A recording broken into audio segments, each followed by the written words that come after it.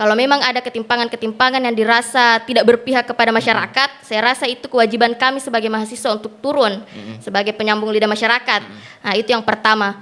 Kemudian yang kedua adalah motivasi saya yaitu untuk ingin menunjukkan bahwa perempuan masa kini itu bisa menunjukkan bahwa ini loh kami.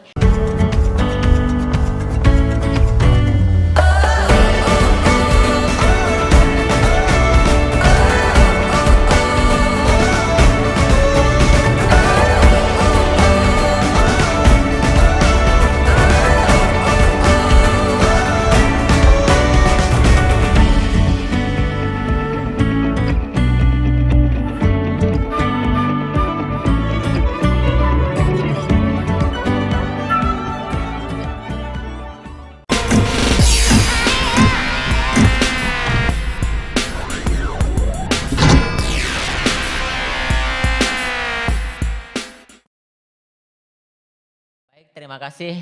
Kembali lagi bersama saya Burhan SJ di Note Podcast. Pada kesempatan kali ini kita kedatangan tamu yang cukup luar biasa, teman-teman. Beliau adalah salah satu tokoh perempuan yang hebat juga di Kabupaten Sinjai, yang juga beliau kemarin sebagai perempuan yang berhasil untuk kemudian memimpin massa ya waktu aksi 11 April kemarin, dan dia sebagai jenderal lapangan, tokoh perempuan yang memimpin aksi demonstrasi kemarin waktu aksi serentak 11 April. Siapa dia? Sebentar kita akan berdiskusi lebih jauh tentang siapa sih sosok perempuan ini. Nah, pada kesempatan ini saya persilahkan dulu untuk tokoh perempuan kita di Kabupaten Sinjai untuk memperkenalkan diri sebelum kita diskusi lebih jauh terkait dengan gerakan mahasiswa di Kabupaten Sinjai. Silahkan, Ketua. Oke, bismillahirrahmanirrahim. Sebelumnya terima kasih Kak, saya rasa pengantar yang disampaikan oleh Kak Burhan terlalu berlebihan, karena sebenarnya kalau saya pribadi saya masih dalam proses belajar. Adapun kalau masalah pengenalan pribadi, nama saya Andi Sri Bulan BM, biasa dipanggil Bulan. Saya saat ini berstatus sebagai mahasiswa di Institut Agama Islam Muhammadiyah Sinjai, program studi pendidikan agama Islam semester 6. Ya. Sekarang menjabat sebagai apa? Kalau jabatan sekarang Kak, berhubung ada beberapa organisasi. Kalau di Tapak Suci IAIM Sinjai itu atau lebih dikenal dengan nama ULTS Putra Muhammadiyah IAIM Sinjai itu sebagai ketua umum. Ketua umum, luar biasa. Jadi saya panggil ketua saja ya? Mungkin terserah kita Kak.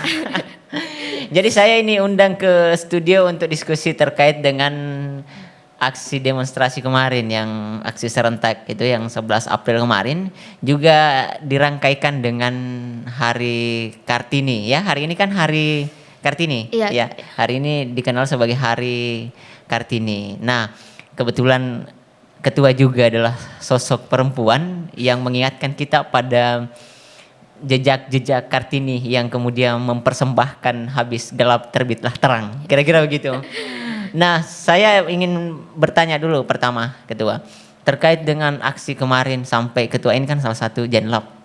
Bisa sedikit mungkin bercerita tentang apa yang mendorong Ketua untuk melakukan aksi demonstrasi yang bukan hanya ikut sebagai peserta biasa tapi bahkan sampai menjadi jenderal lapangan? Ya baik, kalau saya pribadi Kak, tentunya ada beberapa faktor yang kemudian menjadi pendorong saya untuk turun ke jalan. Salah satunya adalah yang pertama tentunya saya menyadari bahwa saya ini seorang mahasiswa, agent of change and social of control.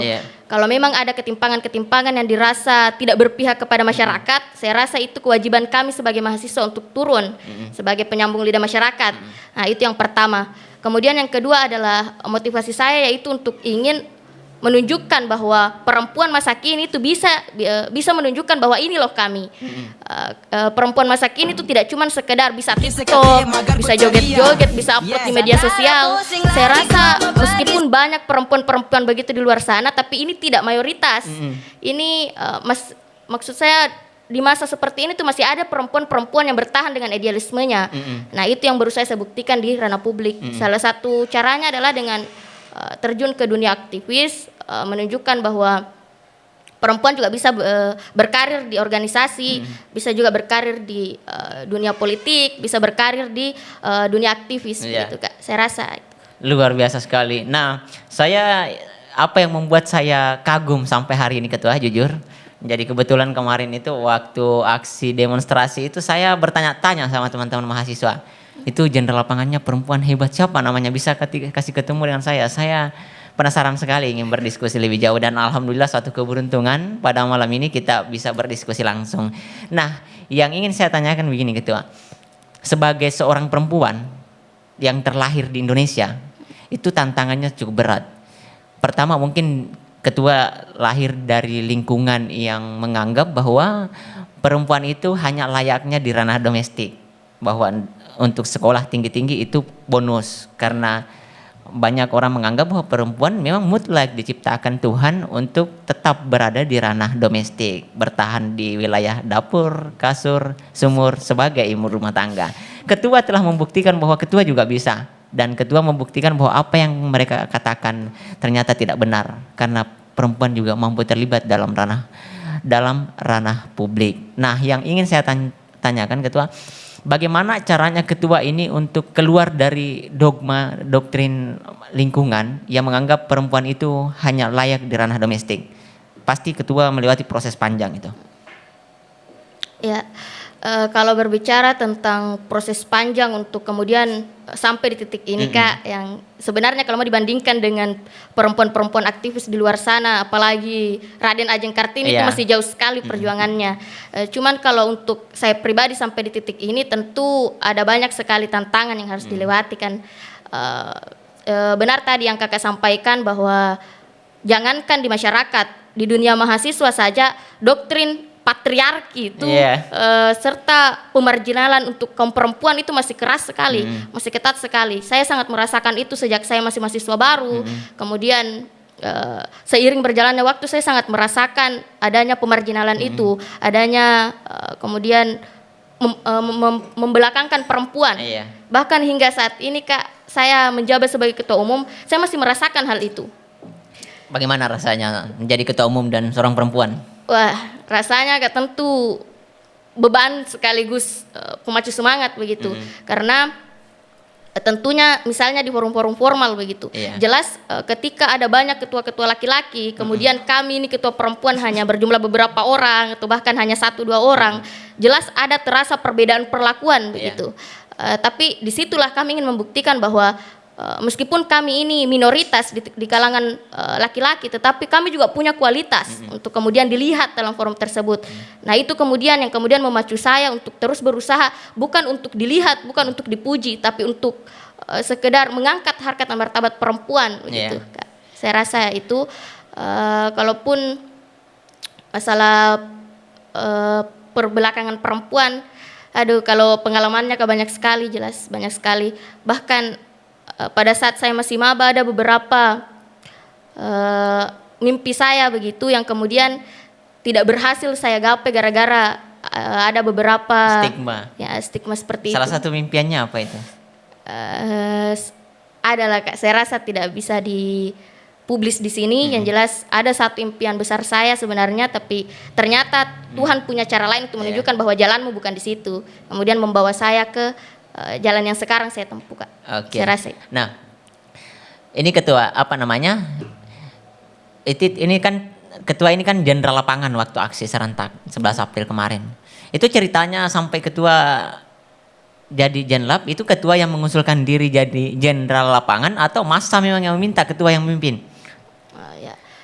Baik, kalau masalah jenderal lapangan kemarin, awalnya itu saya didorong sama beberapa senior saya, kemudian berhubung hadir di lokasi konsolidasi. Tapi kemudian karena terus diberikan motivasi, berikan semangat, kemudian diarahkan, akhirnya saya memberanikan diri untuk maju ke depan dan mengajukan diri begitu.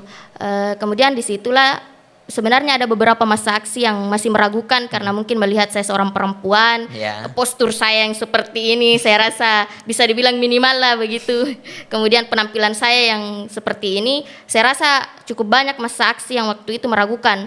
Tapi kemudian saya mengembalikan kepada mereka, kalau memang tidak yakin dengan saya sebaiknya tolak saja. Tapi ternyata setelah saya memberikan beberapa statement, semuanya sepakat bahwa oh ya sudah, okekan saja beliau sebagai jenderal lapangan. Luar biasa. Jadi saya rasa itu Kak. Nah kemarin kan ketua terlibat sebagai jenderal lapangan. Nah ketua dimotivasi oleh senior-senior yang membuat nurani ketua tergerak. Tetapi yang ingin saya tanyakan, demonstrasinya kemarin kan terkait dengan berbagai macam polemik yang terjadi di Indonesia. Mungkin salah satunya adalah menolak penundaan pemilu ya. Tetapi apakah dengan polemik itu ketua memang betul-betul merasa harus terlibat dalam aksi atau bagaimana? Izin minum dulu Kak. Iya, silakan ambil minum, santai. Siap.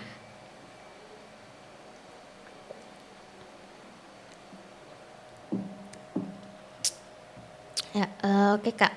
Berbicara tentang polemik atau grand issue yang kami angkat kemarin kan ada 3 Ya. dan memang yang isu paling utama itu adalah penolakan 3 periode dan penundaan pemilu.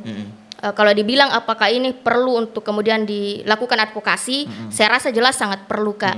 Karena dari niatnya saja itu sudah ada niatan untuk kemudian melanggar konstitusi. Iya. Nah, saya rasa di sini kewajiban bagi mahasiswa untuk kemudian saya rasa banyak masyarakat yang tidak setuju dengan hal tersebut, tidak setuju dengan penundaan pemilu, tidak setuju dengan pertahanan 3 periode, apalagi kalau kita mau membahas 2 periode saja bisa dibilang tidak terlalu beres gitu. Kalau bahasa saya ya, bahasa saya tidak terlalu beres. Bagaimana mau melanjutkan ke 3 periode? Nah, itu saya rasa memang kan sudah ada beberapa kemudian langkah yang dilakukan sebelum turun ke jalan oleh orang-orang di luar sana, tapi saya lihat tidak ada perubahan di situ.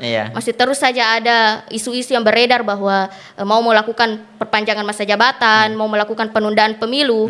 Makanya saya rasa sudah menjadi kewajibannya mahasiswa untuk kemudian berdiri di garis terdepan, turun ke jalan dan menyuarakan masyarakat dengan harapan kita itu masih bisa seperti aktivis-aktivis 98 yang kemudian mampu menunjukkan bahwa ini loh semangatnya, powernya mahasiswa, mampu untuk menentukan arahnya Indonesia ke depan. Karena saya rasa kalau sampai isu tersebut disahkan, perpanjangan masa jabatan disahkan, ini akan berpengaruh untuk tidak hanya 5 tahun ke depan, tetapi Indonesia ke depannya. Itu saya rasa Kak. Saya kembalikan. Nah, tadi terkait dengan ketidakberesan kepemimpinan Jokowi, bisa mungkin salah satu contohnya mungkin Ketua?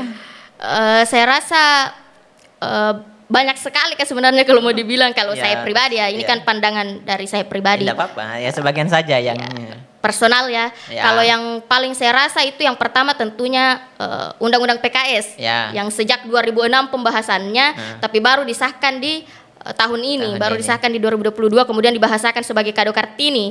Saya rasa kalau memang kado Kartini sejak 2006 itu sudah ada Hari Kartini. Kenapa tidak diseriusi pembahasannya sejak itu? Kemudian yang kedua kan bisa dilihat dari janji-janji ayahanda Jokowi. sebelum terpilih begitu, beliau berjanji bahwa akan menuntaskan kasus penculikan 98, aktivis 98. Tapi kemudian sampai sekarang belum ada tindak lanjut untuk itu. Bahkan keluarga korban juga belum mendapatkan informasi apapun tentang keadaan keluarga-keluarganya. Dan yang saya lihat sampai saat ini belum ada usaha dari Presiden Jokowi untuk kemudian menuntaskan kasus-kasus aktivis 98 itu. Jadi saya rasa ini sudah menunjukkan bahwa beliau saya tidak mampu menuruti janjinya. Bagaimana mau membawa Indonesia menjadi lebih baik. Kemudian yang kedua Kak, saya rasa ada beberapa atau bahkan bisa dibilang banyak sekali isu-isu yang sebenarnya tidak perlu beredar di masyarakat, tapi tetap bocor ke masyarakat. Seperti? Misalnya ini kan yang rancangan penundaan pemilu. Ini kan katanya beliau tidak berasal dari beliau. Tapi kalau kita telusuri justru wacana penundaan pemilu ini, perpanjangan 3 periode itu berasal dari bawahan-bawahannya beliau. Seharusnya kalau memang beliau itu berkompeten menjadi pemimpin ya, mohon maaf kalau ada kata yang salah di benar semua di sini. Ngeri. Nanti yang salah dan benarkan itu publik. Siap, kebenaran absolut di sini. Cocok. Oke, kalau saya seharusnya kalau beliau memang mampu memimpin ya setidaknya dari bawahannya dulu. Seharusnya kalau memang beliau tidak ada niat untuk kemudian 3 periode atau tidak sepakat dengan itu, ya yang harusnya beliau tekan itu adalah bawahannya dulu. Jangan sampai menyebarkan ke publik hal-hal yang sebenarnya lucu begitu rasanya kalau bawahannya sendiri yang kemudian menyampaikan sebuah statement, kemudian dibantah oleh beliau bahwa saya tidak sepakat, melempar muka saya, menampar muka saya, kan lucu gitu. Anda punya power langsung untuk menekan mereka, untuk melarang mereka untuk menyampaikan statement itu, tapi kenapa harus diperlihatkan di publik gitu? Saya rasa terlalu lucu untuk sebuah negara. Saya rasa Kak, saya kembalikan. Jadi menurut Anda ini Jokowi memang sudah tidak layak memimpin Indonesia? tidak layak rasanya, terlalu kasar tapi kalau mau dibilang saya rasa sudah cukup. Sudah cukup. Ya, sudah 2 periode saya rasa waktunya untuk Indonesia melakukan pembaharuan. Oh begitu. Ya. Iya keren. Nah, tetapi terkait dengan aksinya kemarin itu bagaimana tindak lanjutnya Ketua? Ya, kalau aksi kami kan yang kami bawa kemarin naik ke DPR itu kami membawa surat pernyataan sikap. Yang kemudian pernyataan sikap itu ditandatangani oleh saya sendiri selaku jenderal lapangan sebagai perwakilan massa aksi. Kemudian tanda tangan ketua DPR dan anggota DPRD. Terus dan alhamdulillah itu meskipun melewati polemik dulu, drama-drama, tapi kemudian berhasil ditandatangani oleh ketua DPRD. Itu kemudian dari pernyataan sikap itu yang kami menunjukkan bahwa DPRD Kabupaten Sinjai itu menolak dan sepakat dengan mahasiswa, yang kemudian itu kami naikkan ke media. Jadi itu saya rasa power media juga sangat dibutuhkan untuk kasus ini. Iya. Ya kembali lagi ke tadi Ketua. Nah, sebagai seorang perempuan yang luar biasa sekali terkait dengan gerakan mahasiswa, saya kembali ingin bertanya. Nah, apalagi kan hari ini tandai dengan Hari Kartini ya. Menurut Ketua, bagaimana sih sosok Kartini ini sampai jadi sejarah? Mungkin punya pandangan tersendiri, mungkin Ketua punya pandangan tersendiri terkait dengan sosok Kartini. Kalau saya rasa, kalau menurut saya mungkin tidak berlebihan kalau saya mengatakan bahwa seandainya seluruh perempuan di Indonesia atau seluruh perempuan di dunia itu punya mindset, cara berpikir seperti Kartini, saya rasa perempuan tidak akan berada di keterbelakangan seperti saat ini. Pasti perempuan memiliki posisi yang lebih baik begitu di masyarakat. Hanya saja sayangnya perempuan-perempuan cerdas, perempuan-perempuan berpendidikan, perempuan-perempuan berideologi seperti Raden Ajeng Kartini itu sangat jarang begitu. Apalagi perempuan-perempuan yang rela melawan masyarakat, rela melawan kehidupannya, bahkan mempertaruhkan mempertaruhkan hidupnya begitu untuk mempertahankan ideologinya. Saya rasa sangat luar biasa kalau ada perempuan yang seperti itu, Kak. Dan Raden Ajeng Kartini adalah hingga saat ini saya rasa belum ada perempuan yang kemudian sewau itu idealismenya seperti Raden Ajeng Kartini. Kalau menurut saya pribadi. Apa yang Anda lihat dari sosok Kartini yang Anda maksud ideologis? Sementara kita lihat kan di Indonesia ini kalau berdasarkan sejarah kan ada banyak tokoh-tokoh perempuan, Cut Nyading misalnya, atau masih ada beberapa lainnya tokoh perempuan yang tetapi hanya yang dominan selalu dijadikan kiblat oleh tokoh perempuan adalah Raden Ajeng Kartini. Apa yang membuat Ketua menganggap bahwa Kartini ini satu-satunya di Indonesia? Siap. Saya sebenarnya tidak mengatakan bahwa Kartini adalah satu-satunya Dika, tapi kalau pandangan personal saya sangat mengagumi bagaimana kemudian pemilihan pola langkahnya beliau dalam mengangkat harkat dan martabat perempuan. Saya sangat sepakat dengan pemikiran, idealisme beliau yang kemudian merubah memang dari akar-akarnya, seperti memberikan pendidikan yang baik kepada perempuan. Saya rasa cara untuk menaikkan harkat dan martabatnya perempuan memang harus dimulai dengan mendidik otak dulu. Pendidikan ya? Ya, pendidikan. Ya, itu yang saya sangat kagumi dari beliau. Iya, tetapi saya pikir ketika itu misalnya menjadi dasar, sekarang kan pemerintah saya pikir memfasilitasi rakyat Indonesia untuk menaikkan taraf pendidikannya melalui berbagai macam fasilitas yang sering muncul diagung-agungkan di media. Bagaimana tanggapan Anda? Berbicara tentang fasilitas, saya rasanya mau mengembalikan lagi nih ke kita, Kak. Apa kalau menurut pandangan tak pribadi memangnya sudah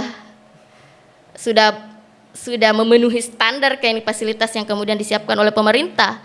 Sedangkan saya rasa masih banyak sekali mohon maaf kebobrokan dalam sistem pendidikan. Kalau saya bertanya ke saya ini, kalau saya ditanya saya tidak perlu menjawab. Dengan kehadiran ketua di sini, dengan melihat studio podcast ini, artinya bahwa kami tidak percaya dengan pemerintah, karena ketidakpercayaan kami terhadap berbagai macam kebijakan dan janji-janji pemerintah, ya kita bikin alternatif. Bagaimana itu? Ya kita bikin media sendiri dan kita buat suarakan isu sendiri. Kira-kira begitu Ketua. Nah, cocok. Saya rasa mungkin idealismenya Kartini itu seperti itu dulu ya kayak. Karena kan tidak ada penyedia fasilitas, makanya beliau yang kemudian muncul sebagai cahaya yang memberikan fasilitas kepada kaum perempuan. Tetapi saya ingin lanjut bertanya Ketua. ketua mungkin punya sosok perempuan idaman di dunia atau di Indonesia. Yang biasanya kan tokoh perempuan itu, anggaplah misalnya saya sebagai, kita bicara gender ya, laki-laki. Kalau dianggap ditanya misalnya siapa tokoh pemimpin yang paling diidam-idamkan, biasanya saya Soekarno, atau misalnya siapa Abraham Lincoln, atau siapa-siapa lah. Intinya setiap orang yang punya pendirian, yang punya prinsip yang kokoh pasti punya idola. Ketua siapa idolanya? Aduh, Tokoh perempuan khususnya. kalau idola sih, kalau saya sih tidak bisa menyebutnya sebagai idola sih, Iya. hanya sekedar Kagum. ya kagum lah begitu. Saya rasa ya Kartini. Kartini. Saya rasa ya itu untuk saat ini, karena kan saya memang juga orang yang bergelut di dunia pendidikan. Iya. Saya pendidikan agama Islam, tentunya saya terfokus membahas tentang tokoh-tokoh yang kemudian berperan dalam hal pendidikan. Dan selama saya kecil sampai kemudian saya kuliah, tokoh perempuan yang paling bersinar dalam hal dunia pendidikan itu ya Raden Ajeng Kartini. Raden Kalau Ajeng untuk saat Kartini. ini mungkin saya yang belum terlalu mendalami, tapi untuk kagum saya kepada beliau. Cuman kalau untuk mengidolakan, saya rasa tidak ada yang secara spesifik mengidolakan. Oke. Nah, saya ingin kembali bertanya seperti pertanyaan-pertanyaan saya di awal. Bagaimana caranya memotivasi diri untuk tetap bertahan pada kondisi yang saya tahu bahwa ketua ini punya posisi yang kadang tadi dibilang di awal, kadang kita termarginalkan sebagai perempuan ketika kita misalnya masih fokus pada pembelajaran, masih fokus mempertahankan idealisme di balik keadaan lingkungan yang menggerogoti, di mana teman-teman perempuan lainnya misalnya sibuk ke kafe, ke mall, sibuk membeli alat-alat make up, mempercantik diri dan shopping dan lain-lain sebagainya. Tetapi di balik itu ketua mampu bertahan dan meskipun terpinggirkan tapi tetap bertahan. Saya pikir itu kondisi yang paling berat sebagai seorang perempuan. Bagaimana ketua menghadapi itu sebagai mungkin setiap hari Anda alami itu? Kalau cara untuk mungkin singkatnya mempertahankan idealisme. Iya kayak begitu.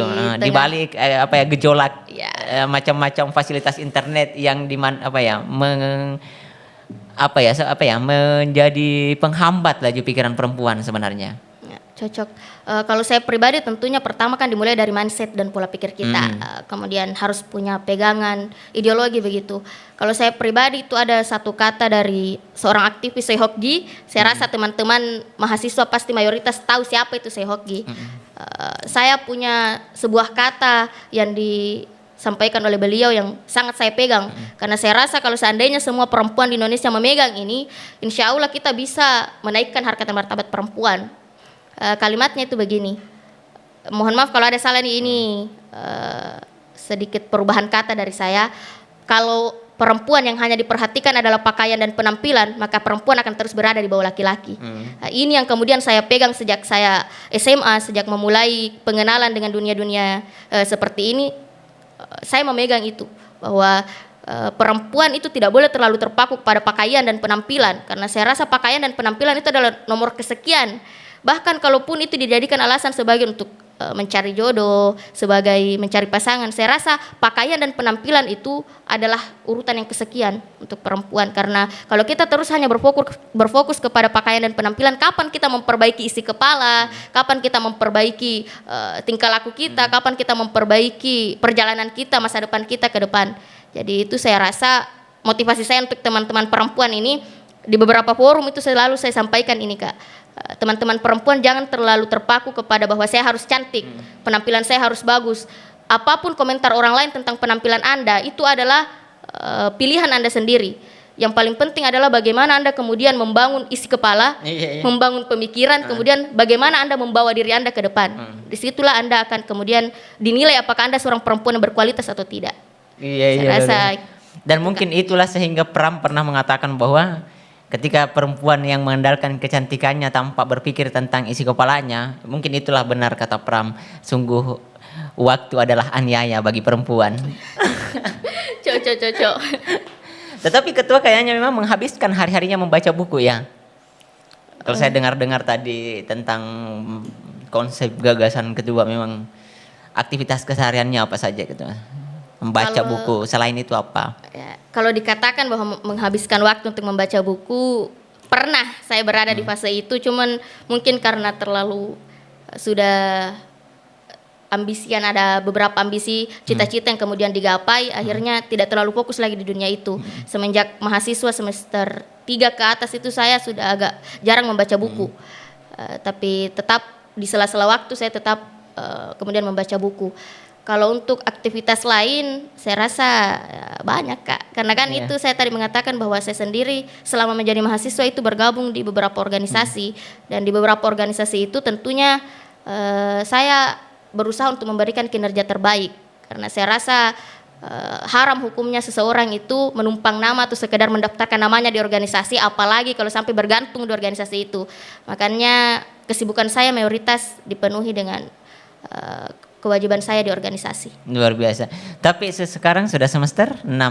6 jurusan pendidikan agama Islam di YAIM Sinjai. Institut Agama Islam Muhammadiyah Sinjai ya. Iya. Nah, ini pertanyaan saya ketua begini. Ketua kan sibuk, super sibuk pastinya. Bagaimana cara ketua membagi waktu antara kuliah, berorganisasi, tetap fokus belajar dan menghabiskan waktu dengan keluarga? Ya, kalau saya rasa sibuk, mungkin bisa dibilang saya sok sibuk nih Kak. Saya rasa kan ada beberapa orang yang berpendapat bahwa tidak ada itu kata sibuk, yang ada hanya prioritas. Iya.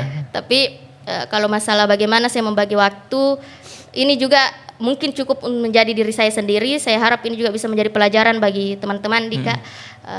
Kalau saya pribadi itu bisa dibilang terlalu fokus terhadap organisasi dan perjalanan aktivis saya. Ada beberapa kemudian hal-hal tentang perkuliahan yang tidak terabaikan tetapi tidak terlalu dipedulikan begitu. Saya rasa ini yang harus diubah dari mindsetnya teman-teman aktivis. Mungkin kalau bisa berjalanlah antara perkuliahannya teman-teman dan juga aktivitasnya teman-teman di organisasi maupun di perlawanan begitu. Perlawanan. Ngeri sekali gitu ya. Saya rasa begitu Kak. Tapi mahasiswa harus melawan. Ya harus. Kenapa mahasiswa harus melawan gitu? Karena saya rasa untuk saat ini masyarakat itu sudah tidak bisa secara langsung menyampaikan aspirasinya. Tidak ada jembatan, tidak ada media yang kemudian bisa mempertemukan masyarakat untuk kemudian menyampaikan aspirasinya secara langsung. Beda dengan kita mahasiswa. Kita mahasiswa kan dikaruniai dengan pola pikir, pembentukan pola pikir, kemudian lingkungan yang memang menyediakan tempat untuk menyampaikan aspirasi kita, menyampaikan idealisme kita, menyampaikan masalah-masalah apa yang hendak kita komunikasikan begitu ke ranah publik maupun pemerintahan. Maka wajib hukumnya bagi mahasiswa untuk kemudian melawan. Tapi tentunya di sini harus digarisbawahi, di perlawanan di sini adalah perlawanan dalam hal kepentingan bersama. Jangan bilang bahwa ketika teman-teman melawan dosen hanya karena kepentingan pribadi yang kemudian maksudnya tidak perlu begitu. Itu bukan perlawanan tapi kebodohan. Saya rasa begitu Kak. Kecuali kalau memang ada dasarnya yang mendasar yang memang untuk perlu kepentingan begitu. Bersama. Iya. Saya ingin bertanya lagi Ketua. Nah, bagaimana Ketua menyikapi stigma publik yang sampai hari ini kadang kita masih sering mendengar di desa-desa itu, di kampung, di lingkungan, bahwa tidak perlu kau perempuan sekolah tinggi-tinggi, toh ujung-ujungnya juga kelak jadi ibu rumah tangga. Bagaimana Anda menyikapi itu atau membantah ketika tidak sepakat? Ya. Kalau berbicara tentang begitu Kak, saya sejak kecil sudah hidup di lingkungan seperti itu. Karena saya juga dibesarkan di daerah pedesaan yang bahkan banyak sekali teman-teman masa kecil saya itu yang baru selesai SMP, masih SMP, baru SMA kelas 1, kelas 2 itu sudah menikah. Kemudian bahkan saya sendiri itu dikelilingi dengan stigma-stigma seperti itu bahwa tidak usah terlalu fokus kuliah, tidak usah terlalu fokus membentuk karir dan sebagainya, karena ketika kamu sudah menikah, sudah punya suami, tentunya kamu akan berfokus mengurus suami, kasur, sumur begitu. Aduh, saya rasa itu adalah stigma yang sangat tidak boleh dianut oleh perempuan Kak, karena seperti yang kita ketahui bahwa dalam Islam sendiri, agama Islam sendiri, perempuan itu adalah madrasah pertama bagi anak-anaknya. Madrasah pertama. Ya, madrasah pertama, sekolah pertamanya anak-anak. Kalau anak-anak kita kan pada saat bayi, pada saat masih kecil, mereka tidak bisa langsung disekolahkan. Mereka kemudian tidak berbaur juga dengan lingkungan, tetapi mereka tumbuh dengan ibunya, yang kemudian kita kenal dengan bahasa ibu. Bahasa pertama yang mereka kenal adalah bahasa ibu. Kalau ibunya bodoh, jelas bahasa yang sampai ke mereka adalah bahasa bodoh, kebodohan yang akan membentuk pola pikir yang bodoh. Tapi coba kalau ibunya terbentuk pola pikirnya sejak sebelum melahirkan mereka, jelas bahasa yang tersampaikan ke mereka adalah bahasa dari isi kepala ibunya. Saya rasa begitu, Kak. Tapi mungkin bagi teman-teman yang tidak tumbuh bersama ibunya, ini dikembalikan lagi ke pola pikirnya teman-teman. Jadi jangan sampai ada mengatakan bahwa terus bagaimana dengan saya yang tidak tumbuh dengan ibu. Itu saya rasa ini kembali ke teman-teman sendiri bagaimana kan, kemudian mencari sesuatu yang tidak apa-apa. Ketua kan bilang ibu, ketua tidak bilang ibu angkat atau ibu kandung. Iya, intinya ibu kan. Cocok. Iya, saya jadi terinspirasi mencari madrasah. Wah, ngeri. Iya, gitu aja cukup luar biasa. Iya kan, khususnya kita misalnya di Kabupaten Sinjai, kita apa ya, tidak jarang kita ketika misalnya ke pelosok-pelosok itu kita umumnya menjumpai kalimat-kalimat seperti itu. Dan itu saya pikir adalah tantangan terberat bagi seorang perempuan ketika ingin fokus berkarir. Nah, selanjutnya ketua tidak tertarik dalam dunia politik. Kalau dunia politik saya tidak terlalu tertarik. Kalau untuk terjun sebagai praktisi, praktisi politik saya tidak terlalu tertarik karena kalau sejak dulu saya hanya tertarik di dunia hukum sebenarnya. Hukum ya. Ya, cuman karena ada beberapa kendala keluarga makanya berbelok ke pendidikan agama Islam. Tapi saya rasa itu adalah salah satu jalan Tuhan kan. Jadi kalau ditanya apakah mau terlibat dalam praktisi politik, saya rasa untuk saat ini belum. Kenapa? Karena saya rasa kalau saat ini terjun sebagai praktisi politik, jangan sampai kita terjebak pada lingkaran setan. Yang mana itu? Saya itu paling anti sekali dengan lingkaran setan, Kak. Saya paling takut kalau sampai menjadi salah satu korban dari lingkaran setan. Yang mana yang dimaksud itu? Maksudnya adalah saat kita menjadi mahasiswa, kita melawan orang-orang yang kemudian duduk di atas yang kita katakan tuli, bisu dalam hal kepentingan masyarakat. Tapi kemudian nanti ke depannya setelah keluar dari dunia mahasiswa hanya dengan alasan kebutuhan ekonomi, hanya dengan alasan butuh hidup, kemudian kita yang menjadi pelaku di situ. Adik-adik di bawah kita yang seharusnya bercermin dari perlawanan kita justru malah melawan kita. Saya rasa itu adalah sesuatu hal yang keasuhan mencoreng begitu. Itu adalah keasuhan yang dimaklumi. Ya, kira-kira begitu ya. Dan memang kan begitu. Iya, cocok. Iya, seharusnya kalau aktivis yang saya pikir salah satu nilai dari seorang aktivis adalah konsistensi. Kan begitu. Kita tidak menyalahkan mereka yang masuk dalam sistem pemerintahan. Yang kita salahkan ketika mereka masuk dan mereka terlibat dalam permainan yang sama yang pernah disumpah Sarapahi di masa lalu. Kira-kira begitu kita ya. Tapi kalau ketua sendiri melihat bagaimana sih politik kita di Indonesia? Waduh. Yang membuat siapa tadi ayahanda Jokowi-nya ketua ini terpilih jadi presiden kan salah satunya. Ayahanda politik, ayahanda Jokowi, aduh. Bagaimana ketua melihat politik di Kalau Indonesia? Berbicara tentang politik saya tidak berani berbicara terlalu dalam, Kak, karena tentunya yang pertama saya tidak bergulat di situ, saya tidak mendalami itu. Jangan sampai saya terkesan membicarakan hal-hal yang tidak betul, jangan sampai saya menjadi salah satu orang penyebar hoaks begitu, Kak.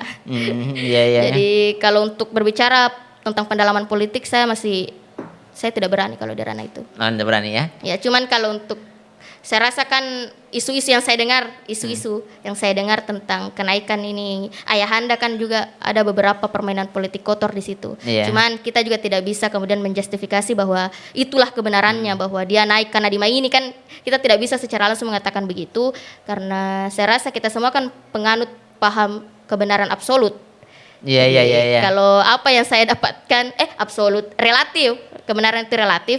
Jangan sampai saya menyampaikan kebenaran versi saya, kemudian ternyata itu di realitasnya bukanlah sebuah kebenaran, kan saya yang dapat dosanya. Saya pikir itulah indahnya demokrasi. Cocok. Nah, terkait dengan politikan ya, tapi khususnya dalam pemerintahan di Indonesia kan tadi sudah dikatakan bahwa intinya buruk di era pemerintahan Jokowi, dan tadi ketua mengatakan bahwa ya sudah sepantasnya Jokowi tadi istilahnya sudah seharusnya diganti. Sudah seharusnya Jokowi diganti. Nah, saya ingin spesifikkan pertanyaan saya ketua. Bagaimana ketua melihat Kabupaten Sinjai? Bagaimana ketua melihat pemerintahan di Kabupaten Sinjai di 9 kecamatan ini? Baik dari konteks sosial, ekonomi apa? Saya rasa kalau untuk secara spesifik di Kabupaten Sinjai saya tidak akan menjurus kemudian mengatakan ini buruk atau ini benar. Cuman kalau kita melihat kenyataannya, tentunya teman-teman yang ada di pelosok-pelosok desa, yang ada di desa-desa itu lebih tahu bagaimana sebenarnya keadaannya Sinjai. Karena bisa kita lihat, saya sendiri itu di salah satu organisasi internal kampus, kami punya sekolah binaan ya, di Sinjai Barat, Tangkalae. Di situ bisa dibilang pertama jalur ke sana itu Masya Allah. Kalau kita ke sana sebenarnya dekat, cuman yang lama itu dorong motornya. Iya gitu. Ya, perjalanan ke sana, saya rasa kakak tahu di kampung tak? Iya, tidak jauh dari rumah itu. Ya, itu sekolah binaannya teman-teman Hima Prodi PAI. Sudah beberapa tahun sekolah tersebut menjadi sekolah binaannya kami, tapi sejak awal sampai sekarang belum ada perbaikan kemudian di sana, masih seperti itu. Kemudian ada lagi fasilitasnya juga masih sangat kurang. Hanya ada 3 kelas yang kemudian itu disekat dengan triplex yang kemudian itu membatasi antar kelas. Dan itu adalah bagian-bagian dari kinerja yang belum maksimal di Kabupaten Sinjai, Ya, saya khususnya rasa dalam dunia pendidikan. Ya, itu yang terkecil. Ini ingin disampaikan ke saya atau kepada Dinas Pendidikan atau Kementerian Pendidikan? Kalau saya rasa kepada yang punya wewenang, Iya. saya harap mungkin dalam hal dunia pendidikan itu terkhusus untuk satu sekolah ini, saya harap kami dari mahasiswa sudah berusaha untuk menunjukkan bahwa ini loh pengabdian masyarakat dari kami. Ini loh pembuktian bahwa kami juga peduli terhadap dunia pendidikan. Ini yang mampu kami berikan sebagai status kami mahasiswa. Nah sekarang kami ingin meminta kepada ayahanda-ayahanda yang kemudian memiliki wewenang untuk kemudian bisa turut memfasilitasi kami begitu. Kalau ayahandanya ketua berarti itu om-om saya ya. Aduh ngeri. Iya. Lagian kan memang saya pikir konstitusi kita bilang begitu. Konstitusi kita tidak pernah menyebut bahwa tujuan bernegara untuk memperkaya pejabat ya. Ya. Tapi tujuan bernegara adalah untuk mencerdaskan kehidupan bangsa. Kira-kira begitu. Ya.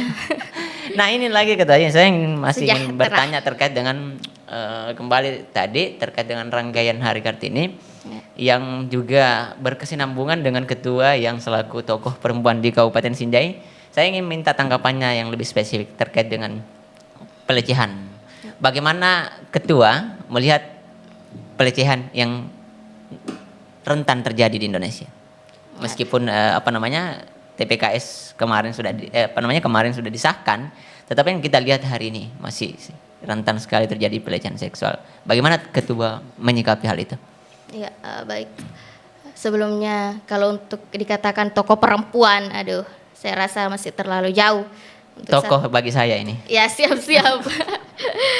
Kalau berbicara tentang undang-undang yang kemarin baru disahkan, yang berpolemik panjang sekian tahun baru kemudian disahkan, saya rasa kalau mau dikatakan efektif tidaknya, saya rasa masih terlalu singkat waktunya untuk kemudian kita katakan apakah efektif atau tidak. Karena ini kan baru disahkan tanggal 12 ya Kak, kalau tidak salah tanggal 12.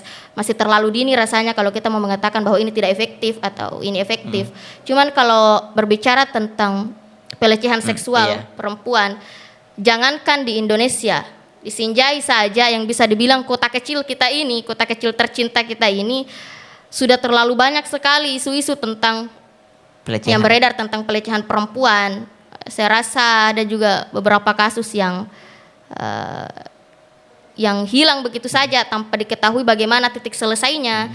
Saya rasa ini merupakan salah satu bukti bagaimana prihatinnya pemerintah dalam menangani kasus kekerasan terhadap perempuan, Kak. Terkhusus untuk di desa kecil kita ini. Nah, saya masih ingin bertanya. Ya. Menurut ketua, dalam konteks pelecehan di sini yang salah siapa? Pikiran laki-laki atau pakaian perempuan? Siap. Kalau saya pribadi Kak, saya tidak mau menyudutkan laki-laki, apalagi menyudutkan perempuan, karena saya rasa mempersalahkan korban adalah salah satu cara untuk membunuhnya secara perlahan. Jadi kalau menyalahkan pelaku? Saya rasa itu juga terlalu cepat mengambil kesimpulan. Kita kan harus menggunakan perspektif yang meluas begitu. Kita harus melihat dari segala sisi. Jangan mentang-mentang kita perempuan kemudian membela kaum perempuan menyalahkan laki-laki, kan belum tentu.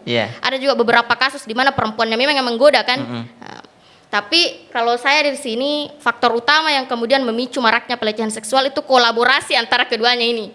Maksudnya bagaimana ketua menjelaskan secara detail itu kolaborasi yang dimaksud? Ya, kalau menurut saya Kak, kan mayoritas ini korban pelecehan perempuan mayoritas, saya tidak mengatakan keseluruhan, saya mengatakan mayoritas itu memang cara berbusananya tidak terlalu bagus. Kemudian dipadukan dengan pemikiran laki-laki yang bengkok, jadilah pelecehan perempuan.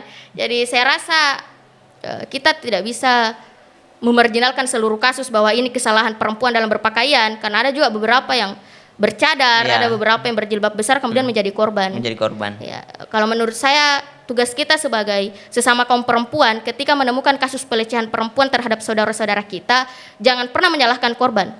Kalaupun memang dari segi berpakaiannya dia tidak pantas ataukah dari segi berpakaiannya dia menggoda, saya rasa kita sebagai perempuan sudah harusnya menjadi support system. Sudah harus berdiri di belakang mereka, karena secara mental mereka sudah hancur, secara fisik mereka apalagi. Saya rasa hujatan-hujatan yang kemudian diberikan oleh sesama kaum perempuan yang memang mayoritas saya lihat Kak dari kasus-kasus ini, setiap ada pelecehan perempuan justru kaum perempuan lah yang sibuk menyalahkan sesamanya, sibuk mengatakan bahwa salahnya itu dia, kenapa memang mau berkumpul sama laki-laki, salahnya itu kenapa memang kau pergi ke situ. Saya rasa kalimat-kalimat seperti ini itu tidak pantas diucapkan terhadap korban, karena ini akan memperparah kondisi mentalnya korban. Saya rasa kalau memang tidak bisa memberikan solusi, tidak bisa membantu menyelesaikan masalahnya, setidaknya jadilah support system untuk mereka. Tentunya ini juga kemudian akan menurunkan angka bunuh diri terhadap korban pelecehan perempuan, karena mayoritas orang perempuan-perempuan yang bunuh diri itu bukan hanya sekedar karena tekanan mental dari pelecehan itu, tetapi juga tekanan mental dari justifikasi sosial sesamanya perempuan. Kalau itu yang saya amati Kak. Jadi apa menurut Ketua, apa yang semestinya dilakukan laki-laki atau perempuan, minimal kalau tidak mampu menghentikan, minimal meminimalisir kasus pelecehan? Ya, saya rasa yang pertama, karena saya perempuan, saya kembalikan ke teman-teman perempuan. Mungkin banyak dari teman-teman perempuan yang mengatakan bahwa ini adalah kemerdekaan pribadi saya, ini cara saya untuk mengekspresikan diri. Tetapi teman-teman juga harus tahu bahwa dalam hal mengekspresikan diri, dalam hal kebebasan itu kita tetap harus terbatasi. Tidak ada itu kebebasan mutlak yang kemudian membiarkan teman-teman melakukan apapun yang teman-teman mau. Dalam hak asasi manusia saja, hak seseorang itu dibatasi dengan hak orang lain, apalagi hak orang banyak. Jadi saya harap teman-teman kalau memang tidak mau menjadi korban, setidaknya teman-teman bisa menjaga diri. Misalnya salah satunya dari segi berpakaian, mencegah, ya kemudian yang kedua dari segi bersikap. Saya rasa kan sesoleha apapun perempuan kalau kelakuannya solehot, saya rasa tidak sinkron itu begitu. Istilah apa itu Ketua? Istilah apa itu solehot? Ini saya dapat kan di dunia media sosial, saya rasa sudah sering disampaikan itu saya solehot. Saya baru dengar itu Ketua. Maksudnya kayak berjilbab dan sebagainya, tapi kelakuannya tidak menunjukkan jilbabnya itu. Kan saya rasa jilbab sendiri kan sudah itu masukan untuk perempuan, masukan untuk laki-laki. Kemudian untuk teman-teman laki-laki saya rasa tanamkan penghargaan. Saya rasa yang paling penting yang harus ditanamkan oleh laki-laki adalah hapuskan mindset bahwa perempuan adalah pemuas nafsu. Perempuan itu adalah penentu peradaban ke depan. Kalau perempuan itu hancur, jelas peradaban ke depan akan hancur. Saya rasa jika semua laki-laki menanamkan mindset seperti ini di pemikirannya, tidak akan ada pelecehan perempuan. Bahkan seseksi apapun perempuan itu, tapi kalau laki-lakinya memang teguh mengatakan bahwa kewajiban saya untuk menjaga perempuan karena saya lahir dari perempuan. Saya rasa seperti itu. Kemudian apalagi teman laki-laki yang punya adik perempuan, punya kakak perempuan, punya saudara perempuan, dan jelas pasti punya ibu. Intinya setiap orang punya keluarga perempuan. Ya, intinya setiap orang punya keluarga perempuan. Coba Anda bayangkan kalau sampai kejahatan yang dilakukan ke perempuan ini dilakukan oleh orang lain ke keluarga Anda itu. Bisa Anda bayangkan bagaimana sakitnya. Jadi itu mungkin saran saya dimasukkan untuk teman-teman laki-laki, mari kita saling menghargai. Tetaplah bergaul dengan perempuan, tapi tentu dengan batasan-batasan yang wajar. Saya rasa kalau untuk bersalaman, berpegangan, dalam Islam mungkin dikatakan tidak, tapi kalau memang dalam hal teman-teman masih menganggap itu sebagai sesuatu yang wajar, okelah, tapi tetap batasi diri. Saya rasa itu. Oke, keren sekali. Saya membayangkan 70% tokoh pemuda perempuan di Kabupaten Sinjai berpikiran sama dengan Ketua ini. Saya pikir Sinjai akan jadi salah satu kabupaten yang bisa jadi percontohan di seluruh Indonesia. Amin. Kira-kira begitu. Nah, lanjut Ketua. Masih ini kan udah capek berdiskusi dengan saya. Saya rasa tidak ada kata capek untuk diskusi. Nah, selanjutnya Ketua. Ini kan terkait dengan pergerakan-pergerakan perempuan. Apa masih ada rencana untuk aksi demonstrasi terkait dengan terkait dengan apa ya? Gagal mungkin tidak terlalu relevan ya kalimatnya. Terkait dengan bobroknya kebijakan Jokowi sebagai presiden. Wah, saya rasa kata bobrok itu jauh lebih kasar ketimbang kata gagal ya Kak. Kalau menurut saya sih. Mungkin ada aksi lanjutan yang lebih besar. Kalau berbicara tentang aksi lanjutan Kak, untuk saat ini kita masih mau adakan dialog-dialog dulu. Kan saya rasa sebelum kita turun ke jalan kita harus mengisi-isi kepala dulu. Jangan sampai kita turun ke jalan sekedar teriak, menghabiskan tenaga, menghabiskan suara, membatalkan puasa bagi yang batal, tapi kita sendiri tidak tahu apa sebenarnya yang kita bawa. Jadi menurut saya yang paling utama yang harus kita miliki adalah pemahaman tentang, terus kita juga harus menentukan bahwa di sini loh titik yang harus saya perjuangkan. Karena banyak sebenarnya kesalahan teman-teman yang turun ke jalan itu adalah mereka sekedar turun cuma mau ikut teriak, cuma mau ikut memeriahkan. Padahal esensi dari aksi, esensi dari demonstrasi itu bukan di situ. Tapi kemudian bagaimana kita membawa sesuatu yang memang memerlukan solusi. Jadi turun ke jalan demonstrasi itu bukan hanya sekedar berteriak, tetapi membawa esensi, menyambung suara yang memang perlu jawaban dari atas. Tapi kan kemarin juga saya sempat lihat-lihat di sosmed itu banyak sekali peserta aksi yang ada juga beberapa perempuan yang ikut mahasiswa yang menentengi spanduk dengan nada dengan tulisan-tulisan yang penuh kelucuan. Bagaimana Ketua melihat itu? Saya rasa sebenarnya kalau yang saya lihat yang viral di Kadi, itu bukan lagi kelucuan, tapi kebodohan. Kebodohan ya. Melecehkan diri sendiri. Saya rasa orang-orang seperti itu, oknum-oknum seperti itulah yang kemudian mencoreng kemurnian dari aksi. Saya rasa memang teman-teman punya hak untuk kemudian menyalurkan suara, teman-teman punya hak untuk menyalurkan kreativitasnya teman-teman melalui spanduk, baliho dan sebagainya.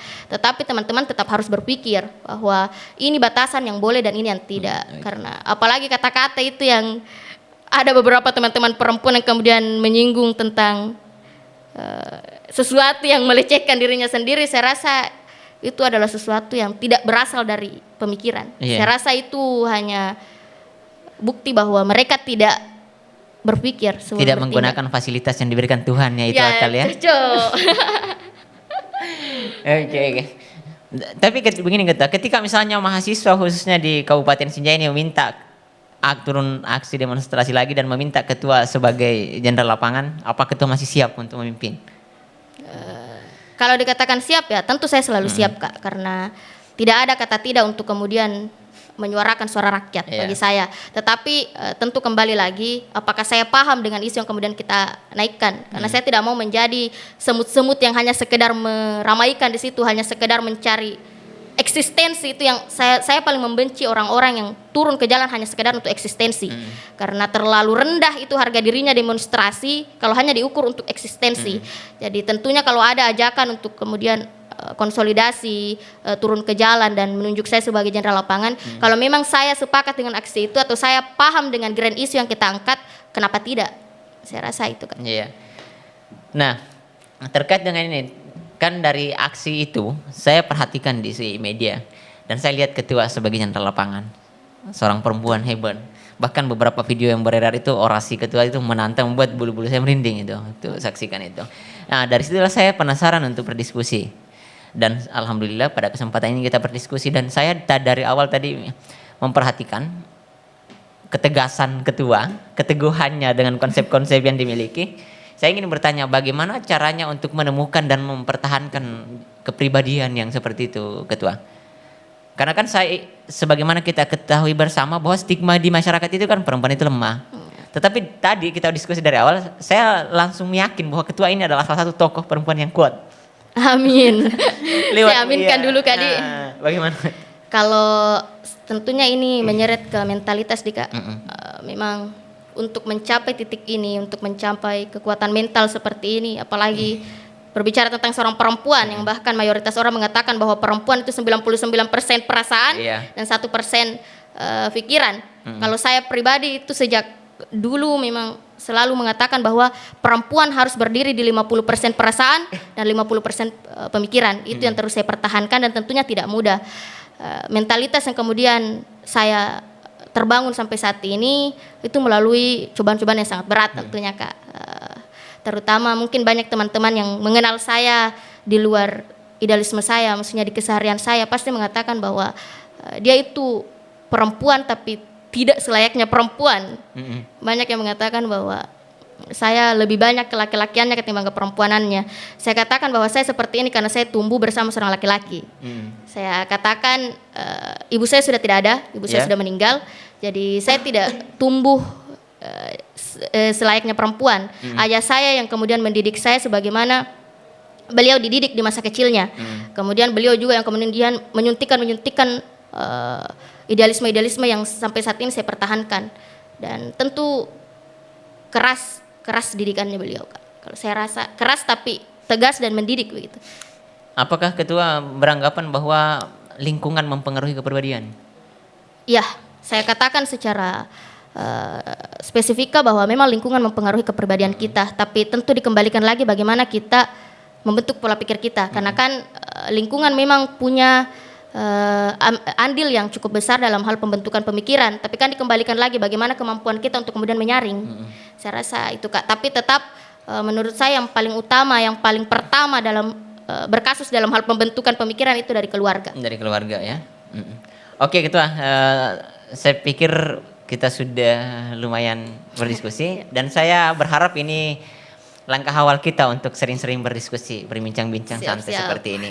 Dan saya berharap ketika nanti saya ajak Ketua diskusi, siap ya? Siap, untuk berdiskusi terkait dengan bagaimana dunia pergerakan mahasiswa, bagaimana dunia keperempuanan. Nah terakhir Ketua, mungkin ada harapan atau hal-hal yang ingin disampaikan ke publik terkait dengan pergerakan seorang perempuan. Silahkan. Ya. Saya rasa sebagai closing statement, kembali lagi saya ingin mengulang untuk kesekian kalinya quotes yang kemudian disampaikan oleh Choi Hok-gi bahwa ketika seorang perempuan hanya memperhatikan pakaian dan penampilan, maka perempuan akan terus berada di bawah laki-laki. Kalau teman-teman perempuan bisa mendalami makna dari kata ini, karena ini tuh katanya sangat dalam begitu, dia menyentuh berbagai aspek. Saya rasa kalau teman-teman perempuan mendalami kata ini, teman-teman perempuan bisa maju ke depan, bisa menunjukkan eksistensi dan atensinya, tidak hanya di dunia pendidikan, tidak hanya di dunia perpolitikan, tapi di seluruh ranah kehidupan. Jadi saya rasa ayo teman-teman perempuan, hilangkan stigma kalian bahwa perempuan itu harus cantik. Oh ya, ada juga dalam buku apa itu, Tuhan izinkan aku jadi pelacur. Oh bukan, yang buku aku lupa bahwa aku perempuan. Dalam buku Aku Lupa Bahwa Aku Perempuan ada salah satu quotes yang mengatakan bahwa saya tidak menolak